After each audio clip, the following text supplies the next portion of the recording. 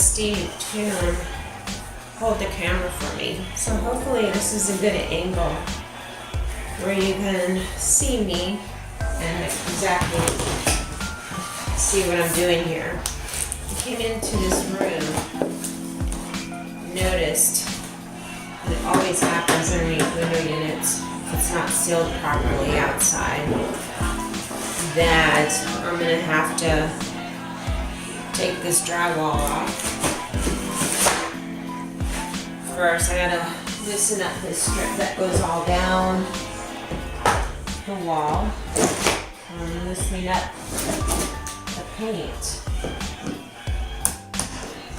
This strip up, I'll probably want to here and repaint this whole section.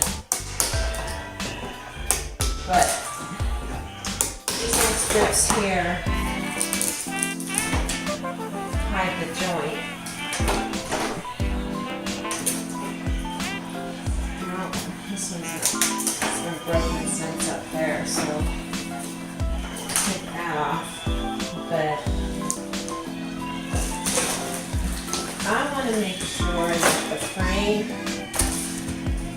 in here, even though it looks like some water's been getting in here, it's still hard. So that's a good sign. And I think we had replaced this before. This one is still nice and hard. The only thing, and I'm going to bring the camera and show you what we now have to do with this window. So we're going to take this insulation out. Always wear gloves, fiberglass insulation.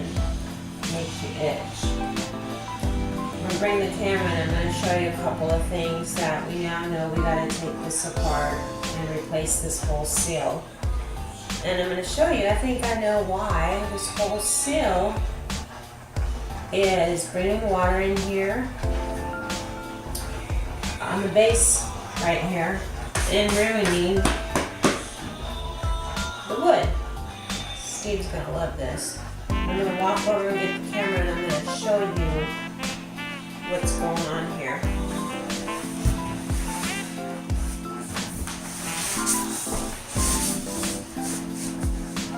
Okay.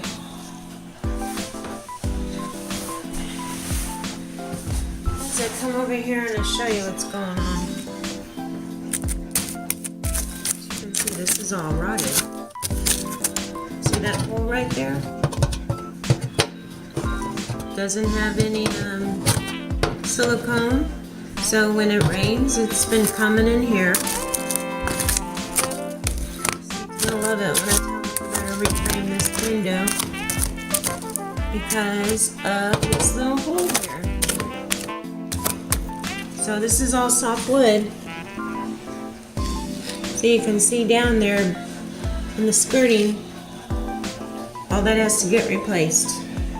So that's what was behind the drywall and why the drywall is all messed up. As you can see back here, you see some of the mold growing from the wetness.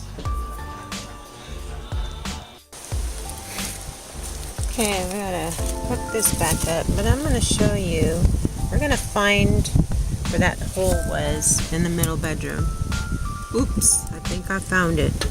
Now, we know that mobile homes are nothing but, majority of them are metal on the outside. So you sometimes wonder, why would somebody want to just put a perfectly drilled hole right there?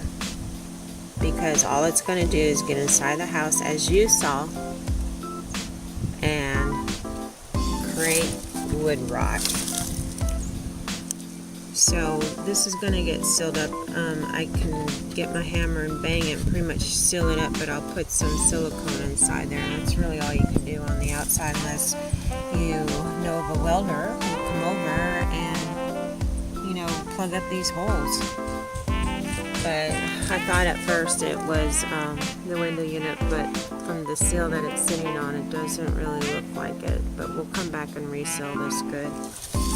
And it looks like they were storing stuff in here. This is sewage line. So that's what it looks like underneath here. The underbelly's pretty good underbelly. So I'm gonna have to come back out here and pop this part off. Tuck this under and screw it back. There's a hole here, and I think they did that to allow the kittens to have shelter, because I have a bunch of realize how expensive the skirting costs. But there's a way to fix little patches like this, and we tell them not to use weed whackers because this is exactly what happens to the vinyl skirting. And we charge our tenants $1 a foot that we have to $5 a foot that we have to replace. So when you do stuff like that, most people will take care of the renter, the rental, I'm sorry, because they don't want to have to pay for it. So we're coming back in here and see what Steve's doing. We decided that we are going to get some carpet laid down in here and pick up all the sticky floor stuff too. So he's reinforcing this area with some extra 2x4s underneath, because this OSB in this room has been here for a while, not very strong, and so we had to go through there and secure it a little bit better. That's what he's doing now. Right, Steve? Yep, just making sure I got some staples back in here to hold that in place. There's enough in there to keep it moving. So this is done. Okay, this is done. This is the vents that have to have those in there. So this room is going to be ready for a carpet, so it'll be much nicer. And replacing some squares that need to be replaced. Otherwise, the floors are in decent condition.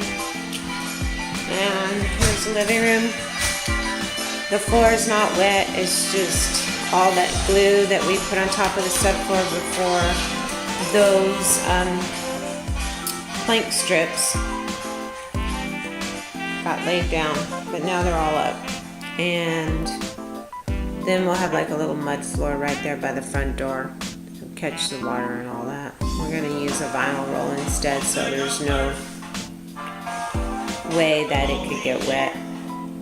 And then we got to replace the drywall and fix the other room like I showed you. Paint the counters again. We should be done. Okay, back over here, we just went ahead and put down some nice clean wood. It's all taken care of. Black marks the spot to let me know that from the outside I'm going to be putting some silicone. I did go out there and hammer it pretty much closed. Looked like they drilled it from the inside of the house out. So the next thing I'm going to do is make sure that the insulation is going to be back in. I probably could put it in the back of this wire here to hold it up. It's hard to hold the camera and do this at the same time, but anyways, you get the idea. Now this drywall that we are going to put back up is the thinnest drywall you'll find, usually 3/8, half an inch or whatnot. The one we had here was way too thick, so we can't use that. So I know I have some in my storage shed at home. I took down the measurements and I know what I need, and I'm gonna cut it there, then quickly come in here and pop it in. And really we don't need any mud, because if we get it right up against here, then I'm gonna get some brand new white strips, put it back over, staple it in real quick, tuck it in down here, and we're all set to go. So this window is taken care of.